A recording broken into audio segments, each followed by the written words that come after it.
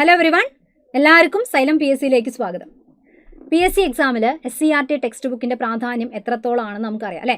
കാരണം ഈ അടുത്ത് നടക്കുന്ന എല്ലാ എക്സാം എടുത്തു നോക്കിക്കഴിഞ്ഞാലും അതിൽ ക്വസ്റ്റ്യൻസ് അധികവും ഡയറക്റ്റ് SCERT എന്നുള്ള ഫാക്റ്റുകളാണ് ചോദിക്കുന്നത്. ഈ അടുത്ത് നടന്ന ഒരുപാട് എക്സാമൊക്കെ ക്വസ്റ്റ്യൻസ് എടുത്ത് നോക്കിക്കഴിഞ്ഞാൽ തന്നെ നമുക്കറിയാം അതിൽ പുതിയ SCERT ടെക്സ്റ്റ് ബുക്ക് എന്നുള്ള ക്വസ്റ്റ്യൻസ് ഒക്കെ വന്നു തുടങ്ങി. അത് നിങ്ങൾ അറിഞ്ഞോ? SCERTൻ്റെ എല്ലാ ചാപ്റ്റേഴ്സും അപ്ഡേറ്റഡ് ആയത്, ടെക്സ്റ്റ് ബുക്കൊക്കെ അപ്ഡേറ്റ് ചെയ്ത് വന്നു എന്നുള്ളത് അറിയാം. നമ്മളിപ്പോൾ PSCക്ക് വേണ്ടി പഠിക്കുമ്പോൾ ഒരു 5ാം ക്ലാസ് മുതൽ 10ാം ക്ലാസ് വരെയുള്ള SCERT ടെക്സ്റ്റ് മസ്റ്റായിട്ട് വായിക്കണം എന്ന് പറയാം അല്ലേ. കാരണം അതിനേക്കാൾ താഴെ ഇപ്പോൾ 4 വരെയുള്ള ടെക്സ്റ്റ് ബുക്ക് ആണെങ്കിൽ നമുക്ക് വേണം. എന്നാലും ഒരു 5 മുതലാണ് അത്യാവശ്യം കണ്ടന്റ് വരുന്നത് എന്നുള്ളതിൻ്റെ അടിസ്ഥാനത്തിൽ നമ്മൾ 5 മുതൽ 10 വരെയുള്ള ടെക്സ്റ്റ് ബുക്ക് നിർബന്ധമായിട്ട് നമ്മൾ വായിക്കണം എന്ന് പറയും. എല്ലാ ടെക്സ്റ്റും അപ്ഡേറ്റ് ആയി പുതിയ ടെക്സ്റ്റ് ബുക്കൊക്കെ വന്നു. അത് അറിയാത്തവർ നിർബന്ധമായിട്ട് അത് തിരിച്ചറിയുക. പുതിയ ടെക്സ്റ്റ് ബുക്കൊക്കെ എന്തായാലും പരിചയപ്പെടണം. അതിൽ നിന്നുള്ള ചോദ്യങ്ങളൊക്കെ ഇപ്പോൾ ഇങ്ങനെ ചോദിക്കാനും തുടങ്ങി. ഓക്കെ, അപ്പോൾ ഈ അപ്ഡേറ്റ് ആവുക എന്ന് പറയുമ്പം പഴയ കണ്ടന്റ് കംപ്ലീറ്റ് മാറ്റിയിട്ടൊന്നുമില്ല. അതിൻ്റെ കൂടെ ചില സ്ഥലത്ത് ചില പുതിയ പോയിന്റുകൾ ആഡ് ചെയ്തിട്ടുണ്ട്. ചെറിയ ചെറിയ മാറ്റങ്ങളൊക്കെ അങ്ങോട്ടും ഇങ്ങോട്ടും വരുത്തി അങ്ങനെയുള്ള അപ്ഡേഷൻസ് ആണ്. ഓക്കെ, ഒരുപാട് കണ്ടന്റ് ചില ടെക്സ്റ്റ് ബുക്കുകളിലൊക്കെ അല്ലെങ്കിൽ ചില സ്റ്റാൻഡേർഡിൽ ഒത്തിരി കണ്ടന്റ് ഒക്കെ ഇങ്ങനെ ആഡ് ചെയ്തു. അതൊക്കെ മസ്റ്റായിട്ട് പഠിക്കുക. ക്വസ്റ്റ്യൻ അങ്ങനെ തന്നെ ചോദിക്കുകയാണ്. ഇനി ഒരു ക്വസ്റ്റ്യൻ ഇടുന്ന ആളെ സംബന്ധിച്ചിടത്തോളം അയാളുടെ മുന്നിൽ ഒരുപാട് പുതിയ ഫാക്റ്റാണ്. അപ്പോൾ ആ ഫാക്റ്റ് തന്നെയാണ് ചോദിക്കുക. പഴയത് ചോദിച്ചും അടുത്ത് നിൽക്കുമ്പോൾ പുതിയ ക്വസ്റ്റ്യൻസ് കാണും, എന്തായാലും ഇടും അല്ലേ. അപ്പോൾ ടെക്സ്റ്റ് മസ്റ്റായിട്ട് വായിക്കുക. ഇന്നത്തെ ഒരു വീഡിയോയിൽ നമ്മൾ ചെയ്യാൻ പോകുന്നത് എന്താണെന്ന് വെച്ച് കഴിഞ്ഞാൽ പുതിയ ടെക്സ്റ്റ് ബുക്കുകളിൽ കൂടെ ഒന്ന് പ്രധാനപ്പെട്ട ചില ക്വസ്റ്റ്യൻസ് ഒക്കെ ഒന്ന് പരിചയപ്പെടാം. ഇതുവരെ നമ്മൾ കാണാത്ത ടൈപ്പ് ചില ക്വസ്റ്റ്യൻ രീതികൾ ഒക്കെ ഒന്ന് പരിചയപ്പെടാം. റെഡി അല്ലേ എല്ലാവരും? ഓക്കെ അല്ലേ? അപ്പോൾ ഒന്നാമതായിട്ട് ഇങ്ങനെ ഒരു ക്വസ്റ്റ്യൻ ഒന്ന് വായിച്ചു നോക്കാം. ഹീമോഗ്ലോബിൻ ഉൽപാദനം നിയന്ത്രിക്കുന്ന ജീനിന്റെ തകരാറ് കാരണമുണ്ടാകുന്ന ഒരു പാരമ്പര്യ രോഗം ഏത് എന്നാണ് ക്വസ്റ്റ്യൻ. ഓക്കെ, അപ്പോൾ ഒരു പാരമ്പര്യ രോഗം. ചിലപ്പോൾ ഈ ഒരു ക്വസ്റ്റ്യൻ്റെ ഓപ്ഷൻ കാണുമ്പോൾ നമുക്കറിയാം cancer, haemophilia, anaemia, sickle cell anaemia. പരിചയമുള്ള കുറേ വാക്കുകളൊക്കെയാണ് ഓപ്ഷനിലുള്ളത്. ചിലപ്പോൾ ഈ ക്വസ്റ്റ്യൻ നമുക്ക് നന്നായിട്ട് അറിയാവുന്ന ഒരു കാര്യമായിരിക്കും. ചിലപ്പോൾ ഈ ഒരു ക്വസ്റ്റ്യൻ എന്ന് പറഞ്ഞാൽ ഒരു അരിവാൾ രോഗത്തിനെ പറ്റി അല്ലെങ്കിൽ അരുണരക്താണുക്കൾ അരിവാൾ പോലെ വളയുന്നത് കൊണ്ടുണ്ടാകുന്ന രോഗം എന്നൊക്കെയാണ് മുൻപേ ഡയറക്റ്റ് ചോദിച്ചാൽ നമുക്ക് പെട്ടെന്ന് കണ്ണും പൂട്ടി ആൻസർ ചെയ്യാം. അത് സിക്കിൾ സെൽ അനീമിയാണ്. അതേ കാര്യമാണ് ഇങ്ങനെയൊക്കെ ചോദിച്ചിരിക്കുന്നത് അല്ലേ. അപ്പോൾ അതിൻ്റെ ആൻസർ എന്തായിരിക്കും? ഏതാണ് ആൻസർ? സിക്കിൾ സെൽ അനീമിയ എന്ന് പറയുന്നതാണ്. അപ്പോൾ അത് മാർക്ക് ചെയ്യുന്നതിന് മുൻപേ അത് നമ്മൾ കൊടുത്തിരിക്കുന്ന ടെക്സ്റ്റിൽ കൊടുത്തിരിക്കുന്ന ഭാഗം ഒന്ന് നമുക്ക് ചെക്ക് ചെയ്ത് നോക്കാം. Ready, clear? ഇത് നോക്കിയോ, ദ സിക്കിൾ സെൽ അനീമിയനെ പറ്റി എന്താ പറഞ്ഞേ? ഇത് പുതിയ ബുക്കിലുള്ളതാണ്. പുതിയ 10ാം ക്ലാസ്സിൻ്റെ പാർട്ട് 2 ടെക്സ്റ്റ് ബുക്കിൽ ആഡ് ചെയ്ത കാര്യമാണ്. ഇവിടെ ഇതിൻ്റെ കാരണം, ഓക്കെ, കാരണം എന്താണ്? ആദ്യം സിക്കിൾ സെൽ അനീമിയ നോക്കാം. ഹീമോഗ്ലോബിൻ ഉൽപാദനത്തെ നിയന്ത്രിക്കുന്ന ജീനിന്റെ തകരാറ്. ഹീമോഗ്ലോബിൻ എന്ന് പറഞ്ഞാൽ നമുക്കറിയാം RBC അരുണരക്താണുവിലെ വർണ്ണകമാണ് അല്ലേ, വർണ്ണകമാണ്. രക്തത്തിന് ചുവന്ന നിറം നൽകാൻ കാരണമായിട്ടുള്ള വർണ്ണവസ്തുവാണ് നമ്മുടെ ഹീമോഗ്ലോബിൻ. അതിൻ്റെ നിർമ്മാണത്തിനെ സഹായിക്കുന്ന ജീനിന്റെ തകരാറ്. അതുകൊണ്ട് അതിൻ്റെ നിർമ്മാണത്തിൽ തകരാറ് വരുന്നു. ചുവന്ന രക്തകോശങ്ങൾ അരിവാൾ ആകൃതിയിലാകുന്നു. ചുവന്ന രക്തകോശങ്ങളുടെ ഓക്സിജന്റെ വാഹകശേഷി കുറയുന്നു. രൂപമാറ്റം വന്ന ചുവന്ന രക്തകോശം ലോമികകളിൽ തങ്ങി നിന്ന് രക്തപ്രവാഹം തടയുന്നു. ഓക്കെ, ഇവിടെ ചിത്രം നോക്കിയേ. ഈ ഡിസ്കിന്റെ ആകൃതിയിൽ കാണപ്പെടുന്ന ഇതാണ് നമ്മുടെ ചുവന്ന രക്താണു. RBC എന്ന് വിളിക്കുന്ന അരുണരക്താണു എന്ന് വിളിക്കുന്ന സംഭവം അല്ലേ. അരുണരക്താണു, രക്തത്തിൽ ഏറ്റവും കൂടുതലുള്ള രക്തകോശമായ നമ്മുടെ അരുണരക്താണു. ഇവര് വളഞ്ഞ് അരിവാള് പോലെ ആവുകയാണ്. അപ്പോൾ ഈ ഷേപ്പിലുള്ള അരിവാള് പോലെയുള്ള ഈ സാധനം ഇവിടെയൊക്കെ പോയി ഇങ്ങനെ തങ്ങി നിന്ന് കഴിഞ്ഞാൽ രക്തപ്രവാഹം തടസ്സപ്പെട്ട് ബ്ലോക്ക് ഉണ്ടാവും. അപ്പോൾ ഇവിടെ ഹീമോഗ്ലോബിന്റെ പ്രധാന പരിപാടിയാണ് ഓക്സിജനൊക്കെ വഹിച്ചു കൊണ്ടുപോവുക അല്ലേ. അപ്പോൾ അരുണരക്താണുക്കളിൽ ഹീമോഗ്ലോബിന്റെ സഹായത്തോടു കൂടിയാണ് ഓക്സിജനെയും കാർബൺ ഡൈ ഓക്സൈഡിനൊക്കെ അങ്ങോട്ടും ഇങ്ങോട്ടൊക്കെ വഹിച്ചു കൊണ്ടുപോകുന്നത് നമുക്കറിയാം. അപ്പോൾ മൊത്തത്തിൽ ഷേപ്പ് മാറിക്കഴിഞ്ഞാൽ പ്രശ്നമാണ്. ഇതേ ക്വസ്റ്റ്യൻ അരിവാൾ ആകൃതിയിലായി എന്നൊക്കെ ചോദിച്ചാൽ നമുക്ക് ആൻസർ ചെയ്യാൻ പറ്റും. ഈ കാര്യം ഇങ്ങനെ ചോദിക്കുമ്പോൾ നമ്മൾ ഒന്നും കൂടെ ശ്രദ്ധിച്ച് ആൻസർ ചെയ്യാം. അപ്പോൾ ഹീമോഗ്ലോബിൻ ഉൽപാദനം നിയന്ത്രിക്കുന്ന ജീനിന്റെ തകരാറ് എന്നൊക്കെ പറഞ്ഞാൽ സെയിം കാര്യം തന്നെയാണ്. സിക്കിൾ സെൽ അനീമിയ എന്ന് പറയുന്നതാണ് ഇവിടുത്തെ ആൻസർ. കിട്ടിയില്ലേ? റെഡിയല്ലേ? യെസ്. ഇനി അടുത്തൊരു ക്വസ്റ്റ്യൻ നോക്കിക്കോ. രക്തം കട്ട പിടിക്കാനുള്ള പ്രോട്ടീനുകളുടെ ഉൽപാദനത്തെ നിയന്ത്രിക്കുന്ന ജീനിന്റെ തകരാറ് മൂലമുണ്ടാകുന്ന പാരമ്പര്യ രോഗം. മറ്റൊരു രോഗം അല്ലെ, നമുക്ക് മാറിപ്പോകുന്ന എപ്പോഴും അടുത്തടുത്ത് പഠിക്കുന്ന 2 രോഗം. സിക്കിൾ സെൽ അനീമിയന്റെ തൊട്ടടുത്ത സ്ലൈഡിൽ നമ്മൾ എന്താ നേരത്തെ കണ്ടിരുന്നേ? നമുക്ക് എന്താ കണ്ടിരുന്നേ? ഇതാ ഹീമോഫീലിയ അല്ലെ. ഹീമോഫീലിയ എന്ന് പറയുന്ന രോഗം നമ്മൾ കേട്ട രോഗമാണ്. അതിനെ നമ്മൾ റോയൽ ഡിസീസ് എന്ന് വിളിക്കാറുണ്ട് അല്ലെ. റോയൽ ഡിസീസ് എന്ന് നമ്മൾ വിളിക്കും. റോയലായ രോഗം എന്ന് പറയാൻ കാരണം അത്ര നല്ല രോഗം ആയതുകൊണ്ടല്ല, രാജകീയ രോഗം എന്നാണ് അതിൻ്റെ മലയാളം അല്ലെ. രാജകീയ രോഗം എന്നൊക്കെ പറയാനുള്ള കാരണം എന്താ? ഇംഗ്ലണ്ടിലെ രാജകുടുംബത്തിലൊക്കെ ഉണ്ടായൊരു രോഗമായതുകൊണ്ടാണ് ഇതിന് അങ്ങനെ ഒരു പേര് കിട്ടിയത്. കുഴപ്പമെന്താ? ഒരു മുറിവുണ്ടായാൽ രക്തം കട്ട പിടിക്കാത്ത അവസ്ഥ നല്ലൊരു അവസ്ഥയല്ല അല്ലേ. അപ്പം മുറിവിൽ കൂടെ രക്തസ്രാവമാണ് ഉണ്ടാവുക. കാരണം രക്തം കട്ട പിടിക്കാൻ സഹായിക്കുന്ന പ്രോട്ടീൻ്റെ അഭാവം. ആ പ്രോട്ടീൻ എവിടെ പോയി? ആ പ്രോട്ടീനെ നിർമ്മിക്കാൻ ആവശ്യമായ ജീനിന് തകരാറ്. ആ ജീൻ തകരാറ് കൊണ്ട് പ്രോട്ടീൻ്റെ ഉൽപ്പാദനം നടക്കുന്നില്ല. അപ്പോൾ രക്തം കട്ട പിടിക്കാൻ പറ്റുന്നില്ല, ആ അവസ്ഥയാണ്. ഇതൊരു ജനിതക രോഗമായിട്ടാണ് നമ്മൾ ഇതിനെ കണക്കാക്കുന്നത്, ജനിതക രോഗമാണ്. Ready, clear? അപ്പോൾ ഇതാണ് ആൻസർ. എന്താ? രക്തം കട്ട പിടിക്കാനുള്ള പ്രോട്ടീനുകളുടെ ഉൽപ്പാദനത്തെ നിയന്ത്രിക്കുന്ന ജീനിന്റെ തകരാറ് മൂലം ഉണ്ടാകുന്ന പാരമ്പര്യ രോഗം എന്നൊക്കെ ചോദിച്ചാൽ അതാണ് നമ്മുടെ ഹീമോഫീലിയ എന്ന് പറയുന്ന സംഭവം. ക്ലിയർ ആയോ? ക്ലിയർ അല്ലേ? അപ്പോൾ നമ്മൾ എപ്പോഴും കേൾക്കുന്ന ക്വസ്റ്റ്യൻ ആണ്, 2 ഇമ്പോർട്ടൻ്റ് ആയിട്ടുള്ള ഫാക്റ്റ് ആണ് അവിടെ കേട്ടല്ലേ. അടുത്ത ക്വസ്റ്റ്യൻ, പനി കുറയ്ക്കാനായി ഉപയോഗിക്കുന്ന മരുന്നുകൾക്ക് പറയുന്ന പേരെന്താണ്? പനി കുറയ്ക്കാൻ എന്ന് പറയുമ്പോൾ നമ്മുടെ മൈൻഡിലേക്ക് പെട്ടെന്ന് പാരസെറ്റമോൾ ഓടി വന്നു അല്ലേ. പാരസെറ്റമോളൊക്കെ പനി കുറയ്ക്കാനുള്ളതാണ്. ശരീരത്തിൻ്റെ ഊഷ്മാവ് നോർമൽ അല്ലേ, സാധാരണ ഊഷ്മാവ് എത്രയാണ്? ശരീരത്തിൻ്റെ സാധാരണ ഊഷ്മാവ് എത്രയാണെന്ന് ചോദിച്ചു കഴിഞ്ഞാൽ നമുക്കറിയാം 37 ഡിഗ്രി സെൽഷ്യസ് ആണെന്ന് പറയും. അതിനേക്കാൾ കൂടുന്ന അവസ്ഥയ്ക്കാണ് നമ്മൾ പനി എന്ന് പറയുക. ശരീരത്തിലൊരു രോഗകാരികളൊക്കെ കയറിക്കഴിഞ്ഞാൽ ശരീരം ആ രോഗാണുവിനെ നശിപ്പിക്കാൻ വേണ്ടി ചെയ്യുന്ന പ്രതിരോധ പ്രവർത്തനമാണ് പനി എന്നറിയാം. അപ്പോൾ ഈ പനിയായിട്ട് ബന്ധപ്പെട്ട് അതിനെ പക്ഷേ ഒന്ന് കുറയ്ക്കണം അല്ലേ, ടെമ്പറേച്ചർ കുറയ്ക്കണം. അതിനുപയോഗിക്കുന്ന മരുന്നിൻ്റെ പേരെന്താ? ആൻറ്റിബയോട്ടിക്. ആൻറ്റിബയോട്ടിക് ആണോ? ആൻറ്റിബയോട്ടിക് എന്ന് പറഞ്ഞാൽ എന്താ? ബാക്ടീരിയ എങ്ങാനും നമ്മൾ ഉള്ളിൽ കയറിയിട്ടുണ്ടെങ്കിൽ ബാക്ടീരിയനെ നശിപ്പിക്കാനുള്ള മരുന്നാണ് അല്ലേ, നശിപ്പിക്കാനുള്ള മരുന്നിൻ്റെ പേരാണ് ആൻറ്റിബയോട്ടിക്. ആൻറ്റി ഹെൽമിന്തുകൾ എന്നാണ് പറഞ്ഞത്. ആൻറ്റി ഹെൽമിന്തുകൾ എന്ന് പറഞ്ഞാൽ വിരശല്യം, വിരകളൊക്കെ ഉണ്ടാവില്ലേ, വിര കാരണം ഉണ്ടാകുന്ന രോഗമില്ലേ, അതിനെ കുറയ്ക്കാനുള്ളതാണ്. അപ്പോൾ ആൻസർ എന്താ? ആൻറ്റി പൈററ്റിക് മരുന്നുകൾ എന്നാണ് പറയുക. ഇമ്പോർട്ടൻ്റ് ആണ്, നോട്ട് ചെയ്യണം. ആൻറ്റി പൈററ്റിക് മരുന്നുകൾ എന്നാണ് അതിന് പറയാം. നമ്മളെ ടെക്സ്റ്റ് ബുക്കിൽ കൃത്യമായിട്ട് കൊടുത്ത് നിങ്ങൾക്ക് കാണാം. ഓക്കെ. ശരീരത്തിലെ വൈറസുകൾ കയറിയാൽ ആൻറ്റി വൈറൽ മരുന്ന്. ഫംഗസുകൾക്കെതിരായിട്ട് ഉപയോഗിക്കുന്ന മരുന്നിനെ ആൻറ്റി ഫംഗൽ മരുന്ന്. പ്രോട്ടോസോവയാണെങ്കിൽ ആൻറ്റി പ്രോട്ടോസോവൽ മരുന്ന്. വിരകളാണെങ്കിൽ ആൻറ്റി ഹെൽമിന്ത് മരുന്ന്. പഠിച്ചു വെച്ചേക്കണം കേട്ടോ. വിരകൾ എന്ന് പറയുന്ന രോഗകാരിനെ അതിൻ്റെ ഒരു ഗ്രൂപ്പിൻ്റെ പേരാണ് ഹെൽമിന്ത്. അപ്പോൾ ആൻറ്റി ഹെൽമിന്ത് മരുന്നാണ് ഉപയോഗിക്കുക. പനി കുറയ്ക്കാനായി ഉപയോഗിക്കുന്ന മരുന്നിൻ്റെ പേരാണ്, പനി കുറയ്ക്കാനുള്ള മരുന്നിൻ്റെ പേരാണ് ആൻറ്റി പൈററ്റിക് മരുന്നുകൾ എന്ന് പറഞ്ഞാൽ. ഓക്കെ, ആൻറ്റി പൈററ്റിക് മരുന്ന്. ഇനി ഇവിടെ പനിയായിട്ട് ബന്ധപ്പെട്ട് കൊടുത്തൊരു കാര്യം ഒന്ന് സ്പീഡിൽ വായിക്കാം. ഓക്കെ. ശരീരത്തിൻ്റെ താപനില സാധാരണ പരിധിക്ക് മുകളിൽ, സാധാരണ പരിധി മറക്കരുത്, 37 ഡിഗ്രി സെൽഷ്യസ് അല്ലെങ്കിൽ അത് സെൽഷ്യസിലാണ്. ഫാരൻഹീറ്റിലും മറന്നുപോകാതെ പഠിക്കുക. 98.6 ഡിഗ്രി ഫാരൻഹീറ്റ് ആണ്. ഇതിൽ നിന്നും ഉയരുന്ന അവസ്ഥയാണ് പനി. അണുബാധയോ വീക്കമോ ഉണ്ടാകുമ്പോൾ ശരീരത്തിലെ വെളുത്ത രക്തകോശങ്ങൾ എന്ന് പറഞ്ഞാൽ ആരാ? WBC. ഇവരുടെ പ്രധാനപ്പെട്ട പണിയാണ് എന്ത്? രോഗാണുക്കളെ നശിപ്പിക്കുന്ന പട്ടാളക്കാരാണ് നമ്മളെ WBC അല്ലേ. ഇവരെന്ത് ചെയ്യാണ്? പൈറോജൻ. ഓക്കെ, എന്താണ്? പൈറോജൻസ് എന്ന രാസവസ്തുക്കളെ പുറത്തുവിടും. ഈ രാസവസ്തുവാണ് നമ്മുടെ ശരീര താപനില ഉയർത്താൻ കാരണമാകുന്നത്. ഓക്കെ, എന്ന് വെച്ചാൽ ബോഡീൻ്റെ ടെമ്പറേച്ചർ ഉയർത്തണം എന്ന് നമ്മളെ ബ്രെയിനിന് നിർദ്ദേശം കൊടുക്കുകയാണ്. അപ്പോൾ ബ്രെയിനിൻ്റെ സഹായത്തോടു കൂടി ശരീരോഷ്മാവ് കൂട്ടുകയാണ് ചെയ്യുന്നത് അല്ലേ. Okay, yes. അപ്പം താപനില ഉയർത്താൻ സഹായിക്കുന്ന നിർദ്ദേശം നൽകുന്നത് പൈറോജനാണ്. പൈറോജൻ ആരാ ഉണ്ടാക്കുന്നത്? വെളുത്ത രക്തകോശമാണ് ഉണ്ടാക്കുന്നത്. പനി എന്ന് പറഞ്ഞാൽ ഒരു രോഗമല്ല, ഒരു പ്രതിരോധ പ്രവർത്തനമാണ് എന്നാണ് നമ്മൾ പഠിക്കുക അല്ലേ. പനി ഒരു തരം പ്രതിരോധ സംവിധാനമാണ്. ഉയർന്ന താപനില ഫാഗോസൈറ്റുകൾ രോഗാണുക്കളെ കൂടുതൽ വേഗത്തിൽ വിഴുങ്ങി നശിപ്പിക്കാനും രോഗാണുക്കളുടെ വളർച്ചയെ തടയാനും രോഗപ്രതിരോധ ശേഷി കൂട്ടാനും ഒക്കെ നമ്മളെ സഹായിക്കുകയാണ് ചെയ്യുക. മനസ്സിലായില്ലേ? അപ്പോൾ ഇങ്ങനെ കുറച്ച് ഫാക്റ്റൊക്കെ നമ്മൾ 10ാം ക്ലാസ്സിൻ്റെ തന്നെ പുതിയ ടെക്സ്റ്റ് ബുക്കിൽ നിന്ന് എടുത്ത ക്വസ്റ്റ്യൻ തന്നെയാണത്. അപ്പോൾ നോട്ട് ചെയ്ത് വെക്കുക. അപ്പോൾ ആൻറ്റി പൈററ്റിക് മരുന്നുകൾ എന്നാണ് പനി കുറയ്ക്കുന്ന മരുന്നുകൾക്ക് നമ്മൾ പറയാം. കിട്ടിയില്ലേ? ക്ലിയർ അല്ലേ? യെസ്. പിന്നെ കുറച്ച് ക്വസ്റ്റ്യൻസ് ആണ്. ഇതും നമ്മൾ ടെക്സ്റ്റ് ബുക്കിൽ ആഡ് ചെയ്തിട്ടുണ്ട്. ആ ഫാക്റ്റ് അവിടെ ആഡ് ചെയ്തിട്ടുണ്ട്. പിന്നാലും നിങ്ങൾക്ക് അറിയുന്ന സാധനങ്ങളായിരിക്കും. എന്തൊക്കെയാ? ആയുർവേദ ചികിത്സയുടെ പിതാവാര എന്നാണ് ചോദിച്ചിരിക്കുന്നത്. ആയുർവേദ ചികിത്സയുടെ പിതാവാര. ആയുർവേദം എന്ന് പറയുമ്പം ഒരു ഇന്ത്യൻകാരൻ്റെ പേരാണ് ഉണ്ടാവുക അല്ലേ. Charaka, Samuel Hahnemann, Hippocrates, Alexander Fleming എല്ലാം പരിചയമുള്ള പേരാണ്. അപ്പം ആയുർവേദ ആചാര്യനാണ് അല്ലെങ്കിൽ ആയുർവേദ ചികിത്സേൻ്റെ ആളാര എന്ന് ചോദിച്ചാൽ ആൻസർ എന്താണെന്നറിയോ? ചരകൻ. ഓക്കെ, ഏതാണ്? ചരകൻ. പേര് കേട്ടാൽ അറിയില്ല, ഒരു ആയുർവേദം പോലത്തെ പേര് അല്ലേ. ചരകനാണ്. അങ്ങനെയാണെങ്കിൽ ഹോമിയോപ്പതിൻ്റെ ധാര, ഹോമിയോപ്പതി. ഈ 3 കാര്യങ്ങളും നമ്മളെ പുതിയ ടെക്സ്റ്റ് ബുക്കിൽ 10ാം ക്ലാസ് കൊടുത്തിട്ടുണ്ട് കേട്ടോ, നിങ്ങൾ നോക്കണം. ഹോമിയോപ്പതിൻ്റെ ആളാണ് Samuel Hahnemann. Okay, Samuel Hahnemann.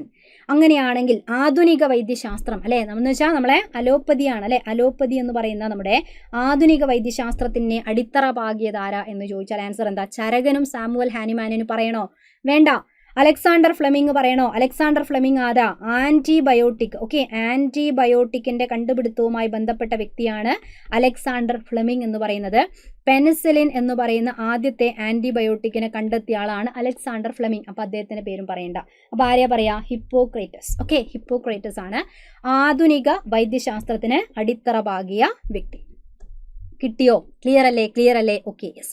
ഇനി അടുത്തത്, ആൻറ്റി ഹെൽമിന്ത് മരുന്നുകൾ ഉപയോഗിക്കുന്ന ഏത് രോഗകാരിക്കെതിരായിട്ടാണ്? ഇപ്പം നമ്മൾ പറഞ്ഞതേ ഉള്ളൂ, നിങ്ങൾ മറന്നു പോകാൻ വേണ്ടിയിട്ടാണ് ഒരു ഇടയിൽ 2 ക്വസ്റ്റ്യൻ ചോദിച്ചത്. മറന്നുപോയോ? ആൻറ്റി ഹെൽമിന്ത് എന്ന് പറഞ്ഞാൽ ആരെയാണ്? വൈറസ് ആണോ, ഫംഗസ് ആണോ, പ്രോട്ടോസോവയാണോ? അതൊന്നും പ്രത്യേകിച്ച് പഠിച്ചു വെക്കേണ്ട. വൈറസിനെതിരെ ആൻറ്റി വൈറസ്, ഫംഗസ് ആണ് ആൻറ്റി ഫംഗൽ. ഇങ്ങനെ പഠിച്ചാൽ പോരെ, ആൻറ്റി ചേർത്ത് പറഞ്ഞാൽ പോരെ. ചെറിയ വ്യത്യാസത്തിൽ വരുന്നത് ആരാ? വിരകൾ അല്ലേ? വിരകൾക്കെതിരായിട്ടുള്ള മരുന്നുകളെയാണ് നമ്മൾ ആൻറ്റി ഹെൽമിന്ത് മരുന്നുകൾ എന്ന് പറയുക. അപ്പോൾ ഉദാഹരണം എക്സാമ്പിൾ പറയുകയാണെങ്കിൽ നമ്മൾ ഈ ആൽബൻഡസോൾ എന്നൊക്കെ പറയുന്ന ഒരു മരുന്നില്ലേ, ആൽബൻഡസോൾ എന്ന് പറയുന്ന മരുന്ന് നമ്മൾ കൃമിശല്യം, വിരശല്യമൊക്കെ ഉണ്ടാകുന്ന സമയത്ത് കുട്ടികൾക്കാണെങ്കിലും മുതിർന്ന ആൾക്കാരൊക്കെ എടുക്കുന്ന ആൽബൻഡസോൾ എന്നൊക്കെ പറയുന്നത്. അപ്പോൾ അതൊക്കെ ആൻറ്റി ഹെൽമിന്ത് മരുന്നുകൾക്ക് എക്സാമ്പിൾ ആണ് കേട്ടോ. ഓക്കെ, ഇനി അടുത്തൊരു ക്വസ്റ്റ്യൻ.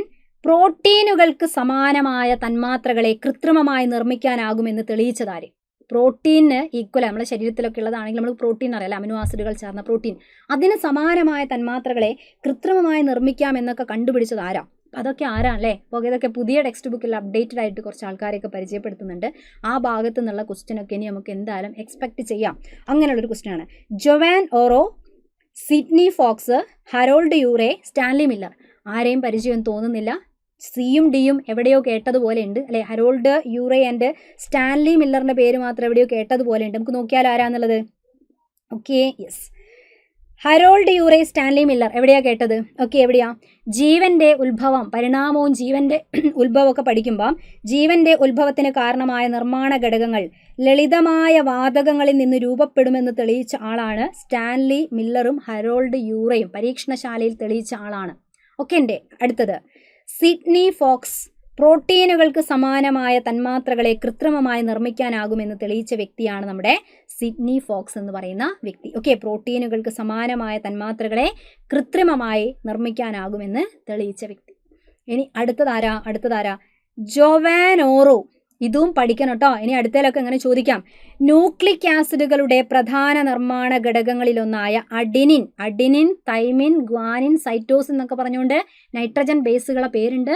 അതിൽ അഡിനിൻ എന്ന നൈട്രജൻ ബേസ് കൃത്രിമമായിട്ട് നിർമ്മിച്ച വ്യക്തിയാണ് Joan Oro. Okay, Joan Oro ആണ് നിർമ്മിച്ചത്.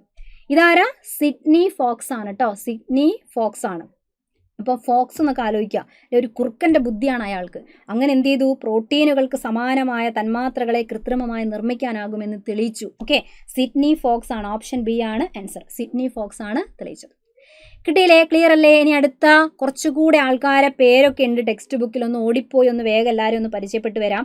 അരിസ്റ്റോട്ടിൽ മറക്കരുത്. അരിസ്റ്റോട്ടിൽ എന്ന് പറയുന്ന ആളിനെ മറന്നാൽ നമുക്ക് ബയോളജി എന്ന് പറയുന്ന ഒരു സംഭവം പഠിക്കാൻ കഴിയില്ല അല്ലേ? എന്ന് പറഞ്ഞാൽ എന്താ? ജീവശാസ്ത്രത്തിൻ്റെ പിതാവാണ് നമ്മുടെ ബയോളജി. ഫാദർ ഓഫ് ബയോളജി, ജീവശാസ്ത്രത്തിൻ്റെ പിതാവ് ആണ് ആര്? നമ്മുടെ അരിസ്റ്റോട്ടിൽ അല്ലെ? ബയോളജി ജീവശാസ്ത്രത്തിൻ്റെ പിതാവാണ്. ഇനി സുവോളജിയിലെ ജന്തുശാസ്ത്രം, അതിൻ്റെ പിതാവ് ആരാന്ന് ചോദിച്ചാലും നമ്മൾ അരിസ്റ്റോട്ടിലിനെ തന്നെയാണ് പറയാം. Okay, Aristotle. ജീവികളെ ചുവന്ന രക്തമുള്ളവ അല്ലാത്തവ എന്നിങ്ങനെ തരംതിരിച്ചു. മൊത്തം ജീവികളെ എടുത്തിട്ട് ചുവന്ന രക്തമുള്ള ജീവി ഏതാ, ചുവന്ന കളറില്ലാത്ത രക്തമുള്ള ജീവി ഏതാന്നൊക്കെ വേർതിരിച്ചതും അദ്ദേഹമാണ്. ഓക്കെ, അടുത്തതാരാ? തിയോഫ്രാസ്റ്റസ്. ഇയാൾ സസ്യങ്ങളോടാണ്. ഓക്കെ, അപ്പോൾ സസ്യങ്ങളെ മരങ്ങൾ, കുറ്റിച്ചെടി, ഔഷധികൾ എന്നിങ്ങനെ വർഗീകരിച്ചു. വലിയ മരം, ഇനി കുറ്റിച്ചെടിയിലെ ഷ്രബ്, തീരെ കുഞ്ഞു ചെടികൾ, അതിനെയാണ് നമ്മൾ ഓഷധി എന്ന് പറയുന്നത്. ഔഷധിയാണ്, ഔഷധിയല്ല ഓഷധിയാണ്. ചെറിയ ചെടി, ഹെർബ് അങ്ങനെ വേർതിരിച്ചു. അതുകൊണ്ട് തന്നെ ബോട്ടണി നമ്മൾ കേട്ടിട്ടുണ്ട്. അയാൾക്ക് ബോട്ടണിയാണ് അല്ലേ? സസ്യങ്ങളെയാണ് ഇഷ്ടം. അപ്പോൾ ബോട്ടണി, സസ്യശാസ്ത്രത്തിൻ്റെ പിതാവ് എന്ന് നമ്മൾ വിളിക്കുന്ന ആളാണ് തിയോഫ്രാസ്റ്റസ്. അടുത്തതാരാ? 17-ാം നൂറ്റാണ്ടിൽ ജീവിച്ചിരുന്ന ജോൺ റേ. ഇതൊക്കെ പ്രീവിയസ് ക്വസ്റ്റ്യൻ സ്ഥിരം ചോദിക്കുന്നതാണ്. ജോൺ റേ എന്ന് പറയുന്ന വ്യക്തി എന്തൊക്കെ കാര്യത്തിലാണെന്നറിയോ? ശാസ്ത്രീയമായ വർഗീകരണ രീതിക്ക് തുടക്കം കുറിക്കുകയും, ശാസ്ത്രീയമായ ഒരു വർഗീകരണ രീതിക്ക് തുടക്കം കുറിച്ചു. ജീവികളെ വർഗീകരിക്കുന്ന പരിപാടി അല്ലേ, അതിന് തുടക്കം കുറിച്ചു. അതുകൂടാതെ സ്പീഷീസ് എന്ന പദം ആദ്യമായി ഉപയോഗിച്ചു. സ്പീഷീസ്, ജീനസ്, ഫാമിലി, ഓർഡർ എന്നൊക്കെ പറഞ്ഞുകൊണ്ട് വർഗീകരണത്തിന് ഇങ്ങനെ നമ്മൾ പറയാറുണ്ട് അല്ലേ? അപ്പോൾ വർഗീകരണത്തിൻ്റെ അടിസ്ഥാന തലം, വർഗീകരണം നടത്തുന്ന സമയത്തുള്ള, ഒരു ജീവിനെ വർഗീകരണം നടത്തുന്ന സമയത്തുള്ള അടിസ്ഥാന തലം, വളരെ ബേസ് ആയിട്ടുള്ള തലം, അടിസ്ഥാന തലം ആണ് സ്പീഷീസ്. ആ പദം ആദ്യമായിട്ട് ആവിഷ്കരിച്ചത് ആരാണ്? നമ്മുടെ ജോൺ റേ ആണ്. ഓക്കെ, ഇനി ഇവിടെ എന്താ ഉള്ളത്? 19-ാം നൂറ്റാണ്ടിൽ ജീവിച്ച ഏണസ്റ്റ് ഹെയ്ക്കൽ. എവിടെ കേട്ടിട്ടുണ്ട് അല്ലേ? ഏണസ്റ്റ് ഹെയ്ക്കൽ എന്താ ചെയ്തേ? ജീവികളെ അനിമാലിയ, പ്ലാന്റ്, പ്രൊട്ടിസ്റ്റ എന്നീ 3 കിങ്ഡങ്ങളാക്കി തരംതിരിച്ചു. അപ്പം 3 കിങ്ഡം വർഗീകരണത്തിൻ്റെ ആളാണ്. 3 കിങ്ഡം അല്ലെ, 3 കിങ്ഡം വർഗീകരണത്തിൻ്റെ വ്യക്തിയാണ് ഏത്, നമ്മുടെ ഏണസ്റ്റ് ഹേക്കൽ. പക്ഷെ എവിടെയോ കേട്ടിട്ടുണ്ട് ഏണസ്റ്റ് ഹേക്കൽ. എവിടെയാണെന്നറിയോ? നമ്മൾ പരിസ്ഥിതി പഠിക്കുമ്പം ഇക്കോളജി എന്ന പദം ആവിഷ്കരിച്ചത് ആരാണ്? ഇക്കോളജി എന്ന് പറയുന്ന ഒരു വാക്കില്ലേ അല്ലെ, പരിസ്ഥിതി ശാസ്ത്രം, നമ്മളെ ഇക്കോളജി, ആ പദം ആവിഷ്കരിച്ചത് ആരാന്ന് ചോദിച്ചാൽ സെയിം നമ്മുടെ ഏണസ്റ്റ് ഹേക്കൽ തന്നെയാണ് ആ സംഭവം ചെയ്തത്. ഓക്കെ, ഇനി അടുത്തത് 18-ാം നൂറ്റാണ്ടിൽ ജീവിച്ചിരുന്ന കാൾ ലിനേയസ്. ഭയങ്കര ഫേമസ് ആണ് കാൾ ലിനേയസ് അല്ലെ. വർഗീകരണ തലങ്ങൾ ആവിഷ്കരിച്ചു, വർഗീകരണ തലങ്ങൾ കൃത്രിതപ്പെടുത്തി, വർഗീകരണത്തിന് ശാസ്ത്രീയമായ അടിത്തറ നൽകിയതിനാൽ അദ്ദേഹത്തിന് നമ്മൾ വിളിക്കുന്ന പേരാണ് വർഗീകരണ ശാസ്ത്രത്തിന്റെ പിതാവായിട്ട് കണക്കാക്കുന്ന വ്യക്തിയാണ് ഇത്. ഓക്കെ, വർഗീകരണ ശാസ്ത്രം എന്നുള്ളതിന് ചിലപ്പം ടാക്സോണമി എന്ന് കൊടുക്കാറുണ്ട്. ടാക്സോണമിയുടെ പിതാവ്, വർഗീകരണ ശാസ്ത്രത്തിന്റെ പിതാവ് എന്നൊക്കെ നമ്മൾ വിളിക്കുന്നത് ആരെയാ?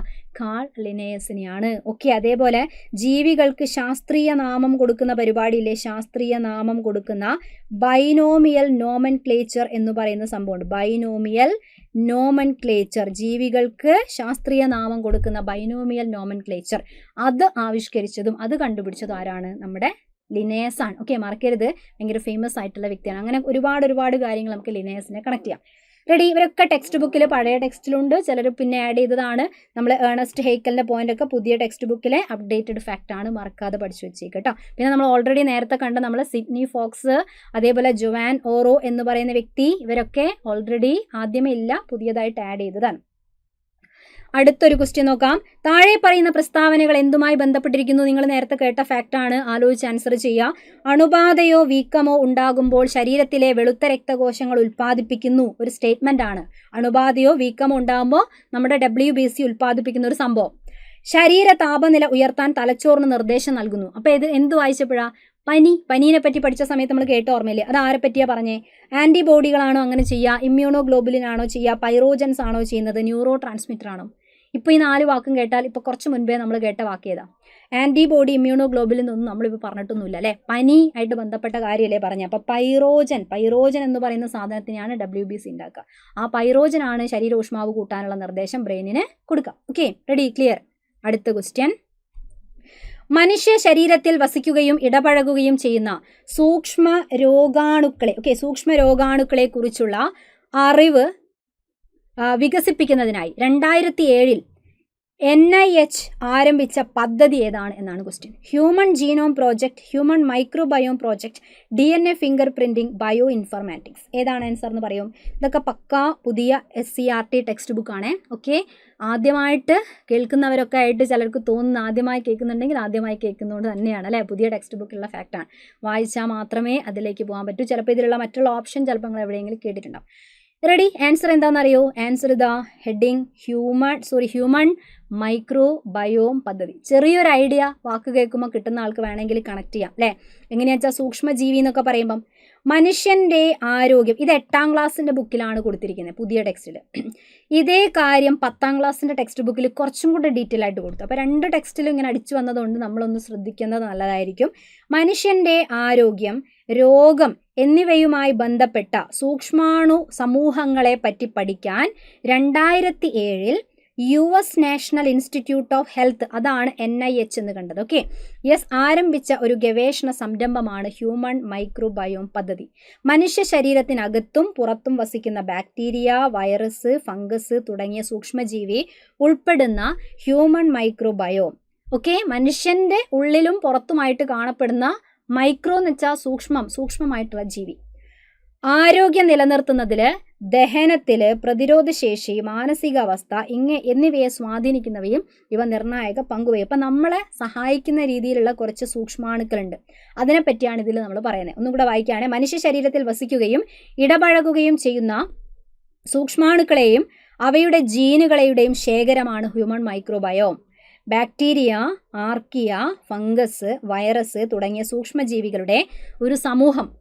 ശരീരകോശങ്ങളെക്കാൾ 10 മടങ്ങ് സൂക്ഷ്മജീവികൾ നമ്മുടെ ഉള്ളിലുണ്ട്. ശരീരത്തിലുള്ള കോശങ്ങളെക്കാൾ കൂടുതൽ സൂക്ഷ്മജീവികൾ നമ്മുടെ ഉള്ളിലുണ്ട്. ഓക്കെ, അപ്പോൾ ആ സൂക്ഷ്മജീവി നമ്മളെ ഒരുപാട് രീതിയിൽ സഹായിക്കുന്നുണ്ട്. അതിനാണ് നമ്മൾ കേട്ടില്ലേ, വൻകുടലിലുള്ള ബാക്ടീരിയ വിറ്റാമിൻ ഉണ്ടാക്കും, വിറ്റാമിൻ K ഉണ്ടാക്കും, വിറ്റാമിൻ B കോംപ്ലക്സ് ഉണ്ടാക്കും എന്നൊക്കെ പറയില്ലേ. അപ്പോൾ വിറ്റാമിനുകളുടെ നിർമ്മാണം എന്ന് പറയുമ്പോൾ വിറ്റാമിൻ K ഉണ്ട്, വിറ്റാമിൻ B കോംപ്ലക്സ് ഇതൊക്കെ ഉണ്ടാക്കാൻ ബാക്ടീരിയ നമ്മളെ സഹായിക്കാറുണ്ട്.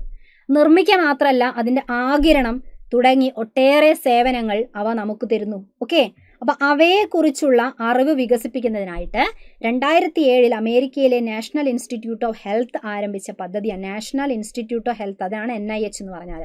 പദ്ധതിയാണ് ഹ്യൂമൻ മൈക്രോം പ്രോജക്റ്റ്. മനുഷ്യ ശരീരത്തിൽ കോശങ്ങൾ മാത്രമല്ല, കോടിക്കണക്കിന് സൂക്ഷ്മജീവികൾ അടങ്ങിയിട്ടുണ്ട്. അവയുടെ സഹവർത്തിത്വം ജീവന്റെ സുസ്ഥിതിക്ക് അത്യന്താപേക്ഷിതമാണ്. അപ്പോൾ ഈ സൂക്ഷ്മജീവിയൊക്കെ നമുക്ക് വേണ്ടപ്പെട്ടവരാണ് എന്നൊക്കെ കണ്ടുപിടിക്കുന്ന കാര്യങ്ങളാണ് ഇതിലുള്ളത്. ക്ലിയർ അല്ലേ? അപ്പോൾ 8ലും 10ലുള്ള ടെക്സ്റ്റ് ബുക്കിലൊക്കെ ആഡ് ചെയ്തത് നന്നായിട്ടൊന്ന് വായിച്ചു നോക്കുക. അപ്പോൾ ആൻസർ ഇവിടെ കിട്ടിയില്ലേ? ഹ്യൂമൻ സെക്കൻഡ് ഇത്രയും പറഞ്ഞിട്ട് മാറിപ്പോയില്ലേ ലേബൽ ചെയ്തപ്പം. Human microbiome project, option B ആണ്. Clear okay. ഇങ്ങനെ നമ്മൾ തപ്പിപ്പിടിച്ച് ഒരുപാട് ക്വസ്റ്റ്യൻ ഇനിയും കണ്ടെത്താനുണ്ട്. നോക്കിയേ, ജനിതക മാറ്റം വരുത്തിയ ജീവികളിൽ മാലിന്യങ്ങളെ വിഘടിപ്പിക്കാൻ ശേഷിയുള്ള സൂക്ഷ്മജീവിക്ക് ഉദാഹരണമാണ് ചോദിച്ചിരിക്കുന്നത്. ഓക്കെ, ഇതിനൊരു ഉദാഹരണം എന്ന് പറഞ്ഞാൽ എന്താ? ജനിതക മാറ്റം വരുത്താന്ന് വെച്ചാൽ എന്താ? ഒരു ജീവിന്റെ ജനിതക ഘടനയിൽ മാറ്റം വരുത്താം. ജനിതക എഞ്ചിനീയറിംഗ് പോലെയുള്ള ടെക്നോളജി ഉപയോഗിച്ച് ജനിതക ഘടനയിൽ മാറ്റം വരുത്താം. അതെന്തിനായിരിക്കും? എന്തെങ്കിലും നല്ല ഉദ്ദേശത്തിൽ കൂടിയല്ല, അതൊരു ജീവിനെ മോശമാക്കാൻ വേണ്ടിയിട്ടല്ല. നമ്മൾ എന്തെങ്കിലും ഒരു രീതിയിൽ ആ ജീവിനെ കുറച്ചും കൂടെ മനുഷ്യന് ഉപകാരപ്രദമായ രീതിയിൽ ആ ജീവിനെ എങ്ങനെ മാറ്റം വരുത്തി ഉപയോഗിക്കാം, ഇതിനൊക്കെ വേണ്ടിയിട്ടാണ് ചെയ്യുന്നത് അല്ലേ? ചിലപ്പോൾ എന്തെങ്കിലും മരുന്നിൻ്റെ ഉപയോഗത്തിനോ ഉൽപ്പാദനത്തിനൊക്കെ വേണ്ടിയിട്ടാണ് ഇങ്ങനെ ചെയ്യാം. ഓക്കെ, അപ്പോൾ എന്തായാലും ഇങ്ങനെ ജനിതക മാറ്റം വരുത്തിയ ജീവികളെ കൂട്ടത്തിൽ മാലിന്യത്തെ വിഘടിപ്പിക്കാൻ ശേഷിയുള്ള ഒരു സൂക്ഷ്മജീവി ഏതാണെന്നാണ് question. Rhizobium, E coli, baker's yeast, Pseudomonas putida. അപ്പോൾ ഇങ്ങനെയൊക്കെ കൊടുത്തതിൽ റൈസോബിയൊക്കെ ചിലപ്പോൾ നിങ്ങൾ കേട്ടിട്ടുണ്ടാവില്ലേ? പയറു ചെടീനെ പറ്റി പഠിക്കുമ്പോൾ പയറു ചെടീൻ്റെ വേരിൽ കാണപ്പെടുന്നു നൈട്രജൻ ഫിക്സേഷൻ, നൈട്രജൻ സ്ഥിരീകരണം ചെയ്യാൻ സഹായിക്കുന്നു എന്നൊക്കെ പറഞ്ഞുകൊണ്ട് നമ്മൾ കേൾക്കുന്ന നമ്മളെ റൈസോബി അല്ലേ? അതന്നെ.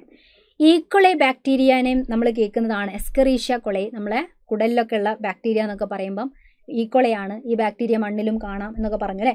ബേക്കേഴ്സ് ഈസ്റ്റ് എന്നൊക്കെ പറഞ്ഞാൽ എന്താ? ഫെർമെൻറ്റേഷൻ നടത്തി ഫുഡൊക്കെ സോഫ്റ്റ് ആക്കാൻ വേണ്ടി നമ്മൾ ഉപയോഗിക്കുന്ന ഫംഗസ് ആണ്. ഈസ്റ്റ് എന്നൊക്കെ പറഞ്ഞാൽ ഫംഗസിൻ്റെ കൂട്ടത്തിൽ വരുന്നതാണ്. സ്യൂഡോമോണാസ് പുറ്റിഡ. ഒരു രക്ഷയില്ല. ആൻസർ പറയുകയാണെങ്കിൽ ഓപ്ഷൻ ഡി ആണ്. ഇതൊക്കെ എവിടെ നിന്ന് വന്ന ക്വസ്റ്റ്യൻ ആണെന്ന് വെച്ചാൽ നമ്മളെ പുതിയ 10ാം ക്ലാസ്സിൻ്റെ ടെക്സ്റ്റ് ബുക്കിലുള്ള ഒരു കാര്യമാണിത്. ജനിതക മാറ്റം വരുത്തിയ ജീവികൾ കൊടുത്തിട്ടുണ്ട്.